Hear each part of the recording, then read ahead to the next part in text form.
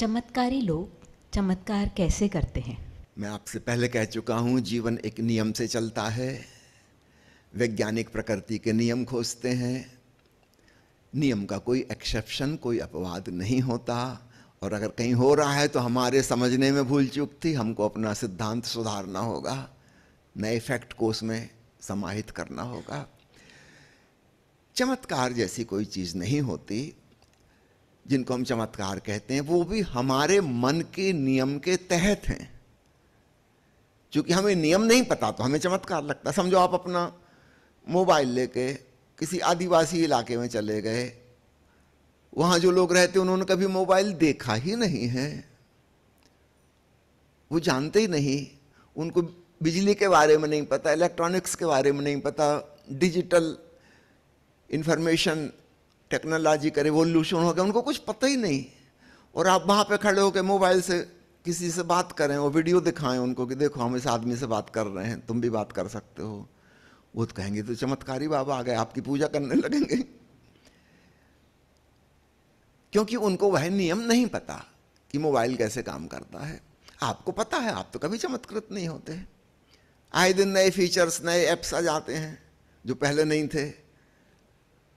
क्योंकि हमें पता है कि एक साइंटिफिक टेक्नोलॉजी के तहत काम कर रहा है। भले ही हमें पूरा विज्ञान नहीं पता इसके पीछे का, लेकिन हमको इतना पता है कि इसके पीछे एक साइंस है, चमत्कार नहीं है। जो लोग कह रहे हैं कि हम चमत्कार कर रहे हैं, हमारे आशीर्वाद से हो जाएगा, हमने भभूत दे दी, हमने मंत्र दे दिया, दीक्षा दे दी, इससे चमत्कार हो जाएगा, ये लोग झूठ बोल रहे हैं। और इनकी प्लानिंग शोषण करने की है। ये अपने आप को कुछ स्पेशल विशेष बता रहे हैं। तुम साधारण आदमी हो, तुम परेशानी में हो, हम तुम्हारी परेशानी दूर कर सकते हैं, हमारे पास जादुई क्षमता है, हमारे पास विचित्र शक्तियां हैं। फिर ये एक्सप्लॉइट करेंगे। मानसिक रूप से तो आपको गुलाम उनने बना ही लिया। अब आपकी अगर एक परेशानी दूर हो गई तो आपको दूसरी परेशानी दूर करने के लिए फिर उनके पास आना होगा। आप एक स्पिरिचुअल स्लेव, आध्यात्मिक दास बन गए। यह कोई अच्छी बात नहीं है। हर व्यक्ति की स्वतंत्रता का सम्मान करना एक अच्छी बात है, और दूसरे को परतंत्र करना, अपने ऊपर निर्भर बनाना बिल्कुल अच्छी बात नहीं, एक सज्जन पुरुष के लक्षण नहीं है। मैंने सुना है एक बच्चा बचपन से ही बड़ा डरा डरा रहता था, उसको काफ़ी डराया गया था, डांटा डपटा गया था, नेगेटिव कमेंट किए गए थे। धीरे धीरे धीरे वो इस लायक हो गया कि बड़े हो के भी ना वो कोई दुकान कर पाता था, ना कोई नौकरी कर पाता था, ना कुछ काम कर पाता था, पढ़ाई लिखाई भी अच्छे से नहीं कर पाया। हमेशा दहशत, मुझसे नहीं होगा, मैं नहीं कर पाऊंगा। क्योंकि यही उसने सुना था हमेशा कि you are good for nothing, you fool, you idiot. और उसने मान लिया था। हमेशा डरा हुआ, घबराया हुआ रहता था। घर के लोग बड़े परेशान थे कि क्या करें। एक साधु जी उस गांव से गुजर रहे थे, उनका प्रवचन सुनने के लिए गांव के लोग गए। उस युवक को भी ले गए, अब तो बड़ा हो चुका था। और उसके माता पिता ने बताया कि बाबा जी इस पे कुछ कृपा कीजिए। बाबा जी ने कहा बिल्कुल ठीक, मैं कर दूंगा ठीक। एक ताबीज दूंगा, एक मंत्र लिख के ताबीज के अंदर रख दूं, उस ताबीज को तुम पहने रहना, तुमको हर काम में सफलता मिलेगी, तुम जो करना चाहोगे वही बिल्कुल अच्छे से होगा। उस लड़के के अंदर कुछ उत्साह, उमंग का संचार हुआ। परिवार के लोग भी आशा और उम्मीद से भरे थे।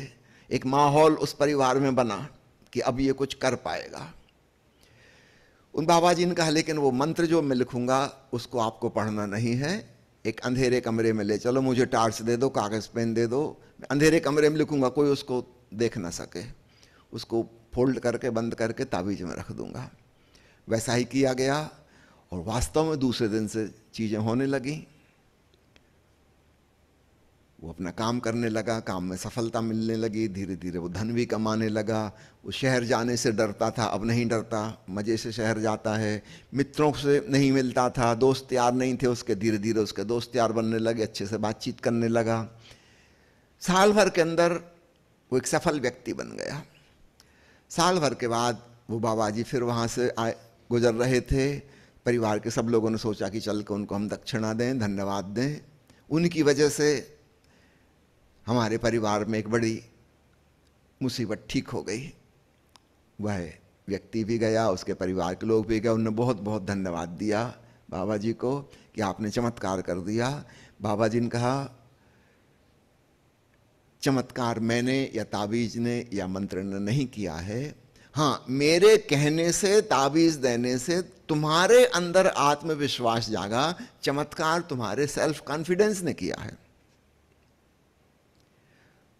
वो कहने लगे, नहीं ये तो आपकी कृपा से हुआ है, हमारे अंदर कहाँ सेल्फ कॉन्फिडेंस। बाबा जी ने कहा, वो ताबीज खोलो मेरे सामने। ताबीज खोला गया, उसमें कोई कागज ही नहीं था, कोई मंत्र ही नहीं था। बाबा जी ने कहा, देख लिया, तुमने यह सोचा कि इसमें कोई जादुई मंत्र है, इससे तुम्हारे भीतर आत्मश्रद्धा जागी, सेल्फ रिस्पेक्ट पैदा हुआ, भरोसा आया खुद पे, उस भरोसे ने किया। तो कभी यह गलत ख्याल मत रखना कि मैंने कोई मिरेकल किया है, क्योंकि आगे से नहीं, वरना तुम मेरे ऊपर डिपेंडेंट हो जाओगे। भली भांति पहचान लो, यह मिरेकल तुम्हारे सबकॉन्शियस माइंड ने किया है। तुम अपने भीतर आत्मविश्वास जगाओ। ताबीज की क्या जरूरत, फेंको उस ताबीज को, कोई मंत्र मंत्र उसमें नहीं है। निश्चित रूप से उस व्यक्ति ने खूब अच्छा महसूस किया। तो मैं आपसे कहना चाहता हूं, चमत्कारी लोग चमत्कार नहीं करते, हां फिर भी हम जिनको चमत्कार कहते हैं, सो कॉल्ड मिरेकल्स, वो होते हैं, लेकिन उसकी वजह भी एक नियम है, चेतना का एक नियम है, उसके तहत होते हैं। तो सबसे अच्छा हो हम उन नियमों को समझें, उसके अनुसार हम कार्य करें, और हम इसमें इंडिपेंडेंट रहें, दूसरे के ऊपर निर्भर हम ना बने, क्योंकि वह निर्भरता अंत में बहुत नुकसान पहुंचाती है। जो निर्भर हो गया उसको भी नुकसान पहुंचाती है, वो एक प्रकार की गुलामी में पड़ गया। और जिसने निर्भर किया है ये अहंकार में पड़ गया, तो उसका भी पतन हुआ आध्यात्मिक रूप से, कोई अच्छी स्थिति उसकी नहीं है। एक तो शोषणकर्ता बन गया, चालाक, बेईमान, झूठ बोलने वाला, तो उसका भी स्पिरिचुअल प्रोग्रेस नहीं हुई, उसका पतन हो गया। वो एक चालाक आदमी बन गया, बेईमान, झूठ बोलने वाला, अपने आप को विशेष बता के वो बहुत अहंकार और ईगोइस्टिक हो गया, घमंड में आ गया। वो साधारण आदमी नहीं है, पहुंचे हुए महात्मा हो गए वो।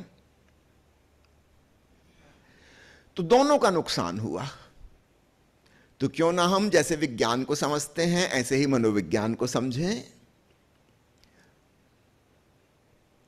मैं उम्मीद करता हूं आने वाले दिनों में मनोविज्ञान की पढ़ाई खूब छोटी उम्र से होनी चाहिए, बल्कि कई चीजें फालतू उनको हम हटा सकते हैं, कोई जरूरत नहीं इतिहास पढ़ने की, भूगोल पढ़ने की, और न जाने क्या क्या पढ़ते हैं। अकबर के बाप का नाम क्या था, अरे भाई तुमको क्या करना, होगा कुछ ना कुछ होगा, ABCD, और अकबर के बाप का असली नाम उस अकबर की माँ ही जानती है। अपन इस मुसीबत में क्यों पड़े, है ना। जो बीत गई सो बात गई, छोड़ो भी। जो काम की बातें हैं वो पढ़ाई नहीं जा रही। हम रटते रटते परेशान हो गए थे मिडिल स्कूल में, वो अलजेब्रा, बीज गणित, A+B का square is equal to A² + B² + 2AB।